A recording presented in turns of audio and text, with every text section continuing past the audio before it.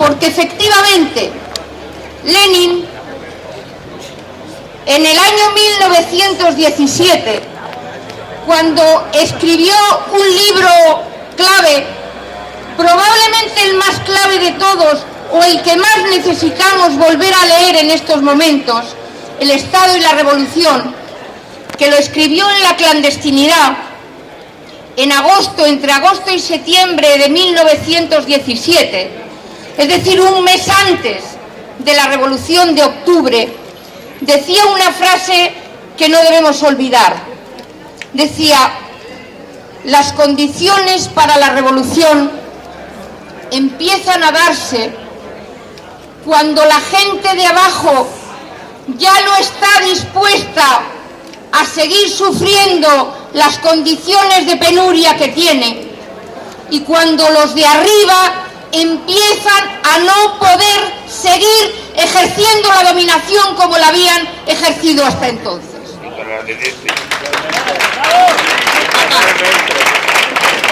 Esas condiciones, compañeros y compañeras, aunque vosotras y vosotros, al igual que yo, nos desesperemos muchos días al ver lo que está pasando, y que si bien hay movilizaciones, todavía no tenemos la fuerza necesaria para revertir la situación, lo que es verdad es que esa realidad, las condiciones para ese proceso revolucionario se están dando en nuestro país. Yo no voy a contaros lo que estáis viviendo, lo que estáis viendo, lo que estáis sintiendo igual que yo. Estamos viendo cómo se están extendiendo salarios de 2 euros y pico para trabajos no cualificados. Estamos viendo cómo no hay límites a la jornada laboral y no se pagan las horas extraordinarias, cuando la defensa sindical no se puede ejercer porque se están viviendo condiciones casi de militarización en los centros de trabajo. Cuando no solamente estamos perdiendo derechos laborales, salarios, servicios públicos, sino lo que es más importante, la clase obrera está sufriendo en su vida y en su salud las condiciones de penuria que se están planteando. Daros algunos datos. La tasa de suicidio está aumentando en un 8%, los intentos de suicidio en un 20%. Yo vivo en Madrid, una compañera mía, su compañero trabaja en el metro, y en el metro y en las cercanías de Madrid vamos a un suicidio diario en el metro. Acaba de publicarse un atlas de mortalidad, y fijaros, aquí no tenemos estadísticas que reflejen las diferencias de clase, solamente hay estadísticas por territorios. El escándalo es que la tasa de mortalidad en el sur del Estado español, por todas las causas, para los dos sexos, tanto para hombres como para mujeres, es muchísimo más alta en Andalucía, en Extremadura, en Canarias, en el sur de Castilla-La Mancha. Quiere decir que centenares de hombres y mujeres, centenares de miles de hombres y mujeres, están muriendo prematuramente por enfermedades perfectamente evitables, como son la diabetes, la hipertensión, las enfermedades cardiovasculares. Cuando estamos asistiendo también, yo quería contradecir un poquito a Ada Colau. En Madrid se grita mucho en las manifestaciones: esto no es una crisis, es una estafa. Y no es exactamente cierto. Esta es una enorme crisis del capital. No es solamente una estafa, que lo es, y ahora daré algunos datos, en condiciones enormes.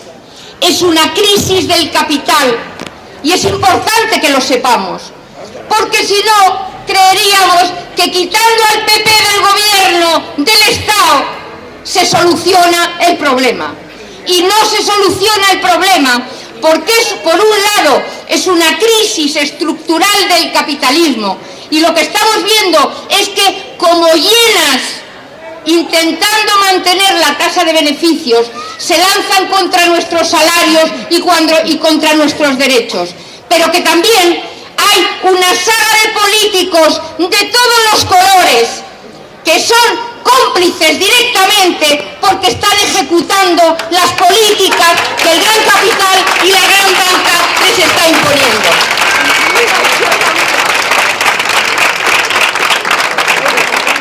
Fijaros, hace 2 años, pronto hará 2 años, gobernando el PSOE de Zapatero, se hace una reforma de la Constitución, esa que era sagrada, la de la transición, la del consenso y los pactos de la transición. Por unidad y alevosía. Efectivamente, se hace un artículo nuevo de la Constitución en el que dice que el pago de la deuda y de los intereses de la deuda tienen prioridad absoluta sobre cualquier otra partida de gasto.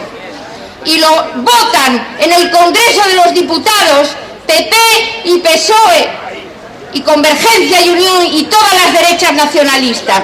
¿Qué quiere decir eso en dinero?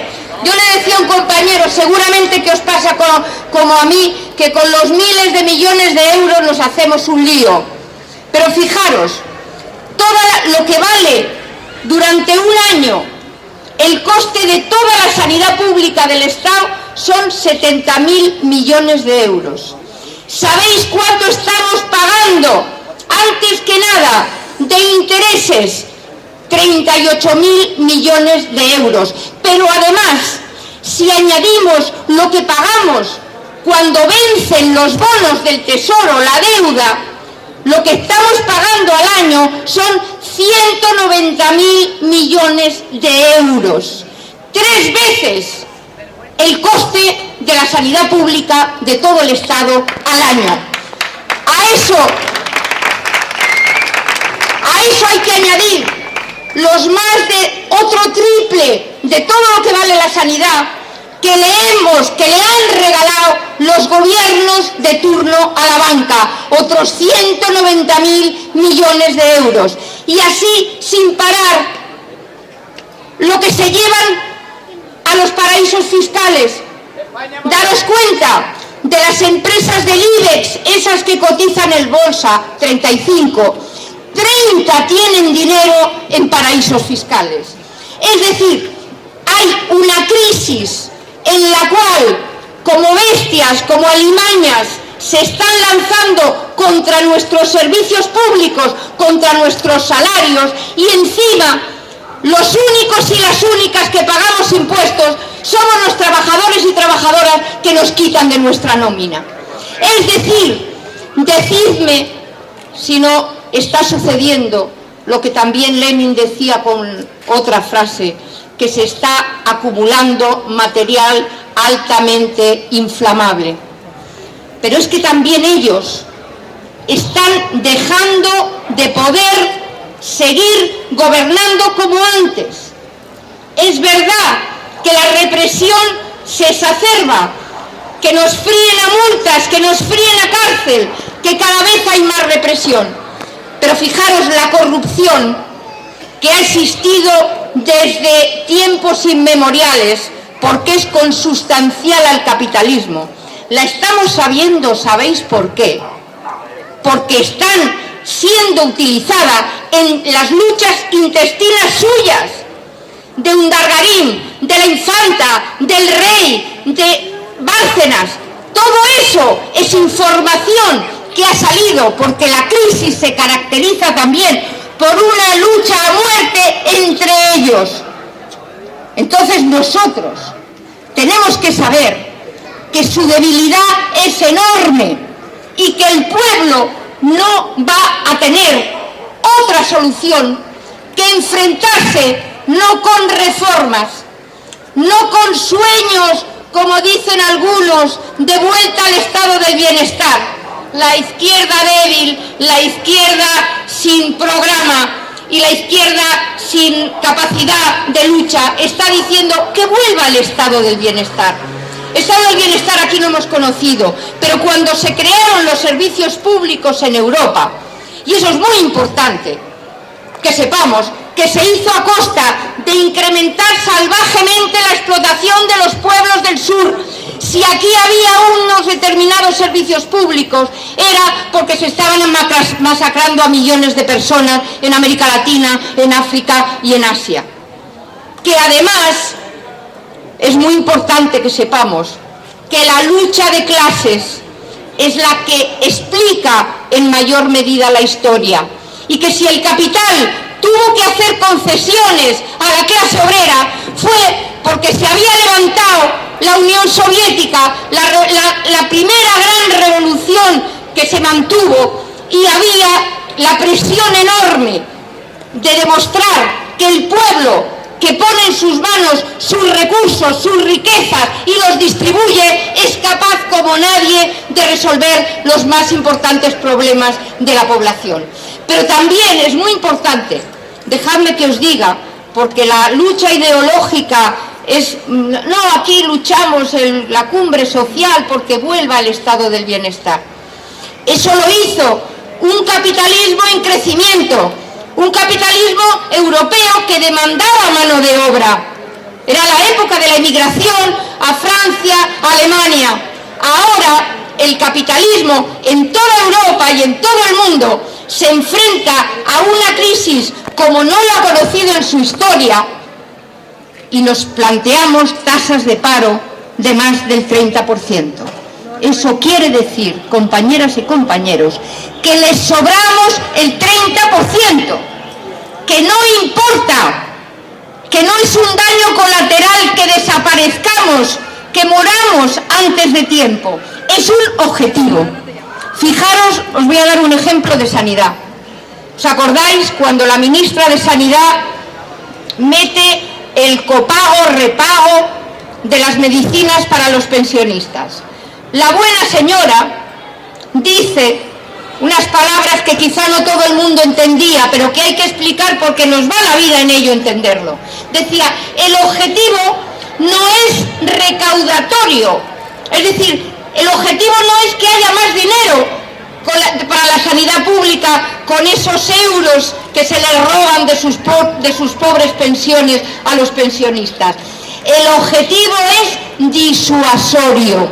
Es decir, claro, negro sobre blanco, dice que el objetivo es que los pobres pensionistas que no van a poder pagar las medicinas ni siquiera vayan al médico porque les van a dar unas recetas que no van a poder pagar.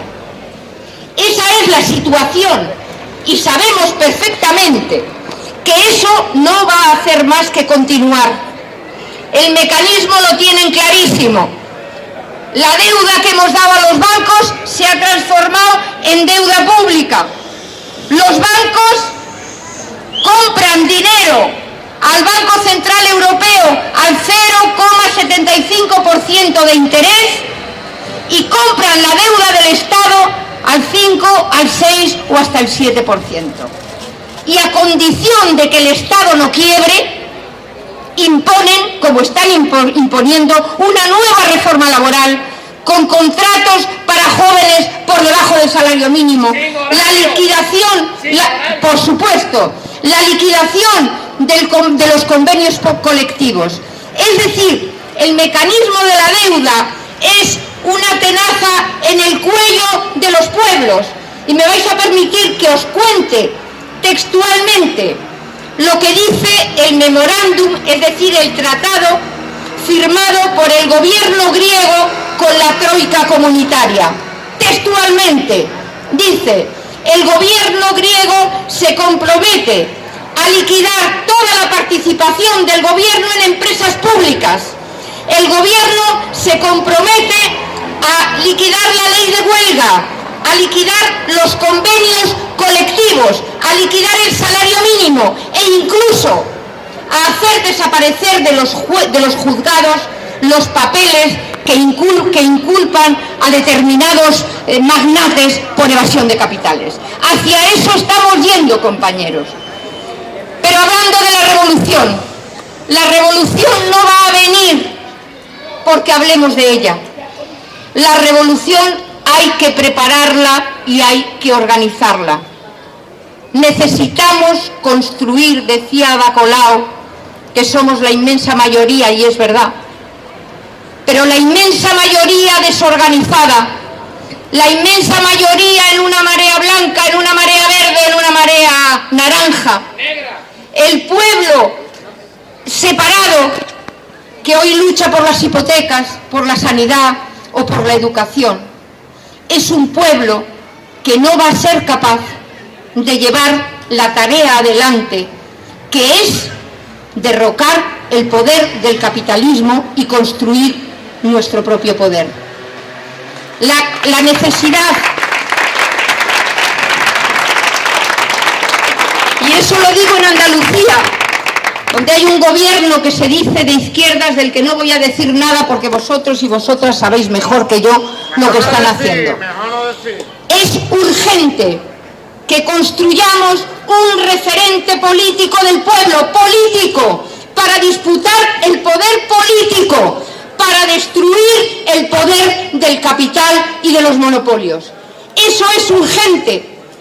A la sanidad, a los sindicatos, nos van a derrotar en trozos, en parcelas, hoy a ti, mañana a mí. Es necesario que el poder del pueblo se erija. ¿Y cómo? ¿Cómo? Yo os voy a plantear algunas ideas, por si sirven. Es necesario que haya una línea política que construya la izquierda y supere la división de la izquierda absurda, ridícula, de que unos defienden que Stalin, nosotros que Trotsky, los otros que Mao. Esos dirigentes, Fidel Castro, el Che Guevara, Ho Chi Minh, son nuestros, son de todos.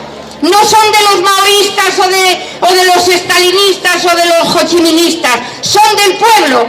Hicieron lo que tuvieron que hacer en su momento y de ellos tenemos que aprender. Pero la unidad tenemos que construirla sobre bases políticas. Y yo os voy a plantear 3 elementos básicos. 1, tenemos que denunciar lo que se está cayendo a pedazos. Unos pactos de la Moncloa y un mecanismo de la transición que para lo único que sirvió, y si no a los hechos me remito, cuando Carrillo decía que no había otra cosa que hacer, que veamos cómo está hoy la izquierda y que veamos cómo está hoy el capital y la derecha para saber quién ha ganado en los pactos de la transición. Esos pactos que inevitablemente tienen que reconocer el derecho de autodeterminación de los pueblos, la soberanía de los pueblos, no solamente para decidir cómo quieren relacionarse con el Estado español, sino para recuperar la soberanía sobre la tierra, sobre la banca, sobre las grandes multinacionales. Es decir, soberanía quiere decir poder sobre la riqueza y poder y capacidad de decisión del pueblo. El segundo gran planteamiento es el plantear una salida a la crisis que inevitablemente tiene, como decía, que recuperar ese poder. El tercer elemento no puede ser otro que la solidaridad internacionalista. La revolución, compañeras y compañeros, y yo creo que eso es un planteamiento que nos abre la cabeza y nos sitúa en el momento que vivimos. La revolución tiene que ser mundial porque mundial es el capital que nos domina. Eso no quiere decir que cada uno y cada una, los colectivos en nuestro sitio, hagamos lo que tenemos que hacer. Pero es indispensable que objetivos como la salida de la OTAN, como el desmantelamiento de las bases del escudo antimisiles, sea un elemento programático básico. Y no solamente por solidaridad internacionalista, sino porque la OTAN, compañeros y compañeras, no se crea solamente para ir a masacrar otros pueblos, se crea para atacar el enemigo interno, se crea con el objetivo de impedir que los pueblos nos hagamos dueños de la riqueza y dueños de nuestro futuro. Pero es muy importante también saber cómo se hace eso, cómo se construye ese poder. Es necesaria una línea, es necesario saber qué principios políticos básicos tenemos. La recuperación de la tierra, de la banca, de la riqueza, de los servicios públicos. Pero ¿cómo se construye? Y eso es vital que se haga desde cada barrio, desde cada pueblo, desde cada centro de estudio, desde cada centro de trabajo. Que el referente político, es decir, saber que nos enfrentamos a la lucha por el poder, dé fuerza y articule las luchas concretas. Si alguien ha entendido que yo digo que no vale la lucha contra la privatización de la sanidad, contra la privatización de la educación, o por mejores salarios, o por la tierra, me he expresado mal. Eso es importantísimo. Pero eso tiene que tener una raíz local de pueblo organizado, que impida que a nivel local que quiten a una trabajadora de un centro sanitario, que echen a profesores y a profesoras de los colegios, que exprese su solidaridad con la gente precaria que está en huelga, que articule la solidaridad con la gente que no tiene nada. Esa solidaridad no tiene que venir de Cáritas ni de la Iglesia. Esa solidaridad tiene que venir del pueblo organizado, que recupere tierras y recupere la capacidad de organización, para que nadie... Porque el suicidio, camaradas, el suicidio es la expresión de soledad, la expresión de derrota, y no podemos permitir que ningún hombre ni ninguna mujer de nuestro pueblo se sienta tan solo como para quitarse la vida. La alternativa al suicidio es la lucha, no hay otra.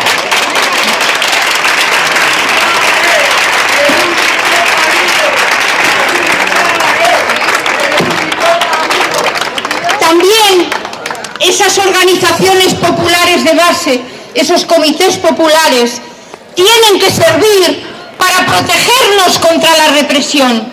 La represión la ejerce el Estado, pero cuando está el pueblo detrás, la represión se vuelve como un boomerang contra ellos si el pueblo está organizado. Y es importantísimo también organizar al pueblo contra los ataques fascistas. No me voy a entretener en eso, pero el fascismo no es una cuestión de un loco peligroso que con bigote y cruces gamadas.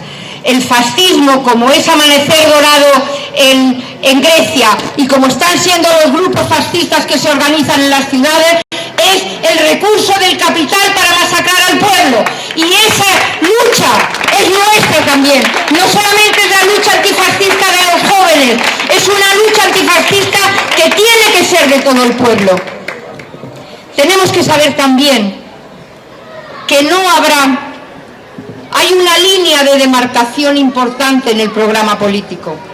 Y eso lo digo porque se oyen voces de reformas, y en este momento, cuando la Troika, el Banco Central Europeo, la Unión Europea y el Fondo Monetario Internacional son los cabezas de puente del capital contra los pueblos, no puede haber programa político que atente contra las raíces de lo que nos está pasando, que no plantee la negativa directa y absoluta al pago de una deuda que es clarísimamente ilegítima, y que por lo tanto se plantee la salida del euro y de la Unión Europea.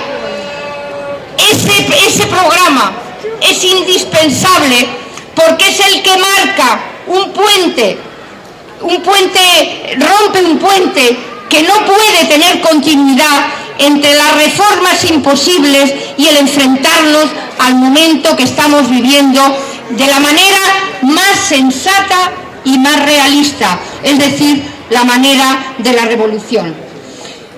Finalmente, quería deciros, compañeras y compañeros, razones hay a expuertas, a mares.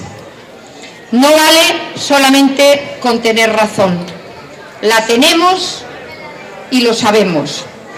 Es necesario y ese es el mensaje más claro que os quiero dar esta noche, vincular a esas razones una moral irreductible de combate, una moral que nos levante de nuestra miseria como hombres y mujeres dignos y hagamos frente a esa tarea. La revolución no va a venir por hablar de ella.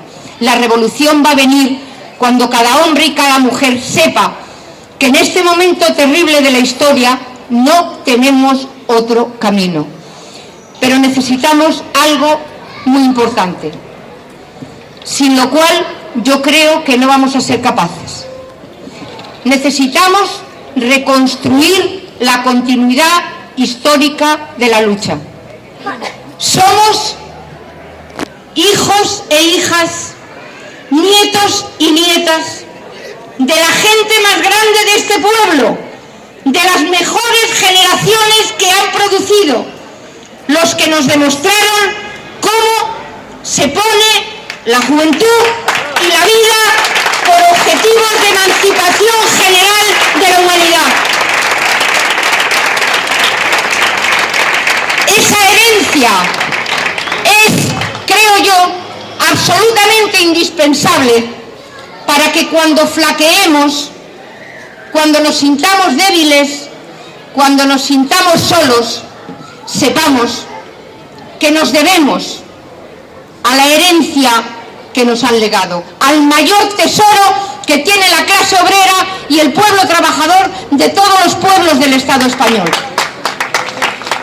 Y finalmente, con esa fuerza, con ese convencimiento de que veremos o no veremos la revolución, pero que de alguna manera, cuando cumplimos la tarea que nos imponemos colectivamente, cuando hacemos actos como este, estamos empezando a vivir un poquito de lo que tiene que venir. Y yo, compañeras y compañeros, os aseguro que por quienes nos han precedido, por nuestros hijos, por la gente que está luchando en todo el mundo, vamos a vencer. No os quepa la menor duda. Hasta la victoria siempre.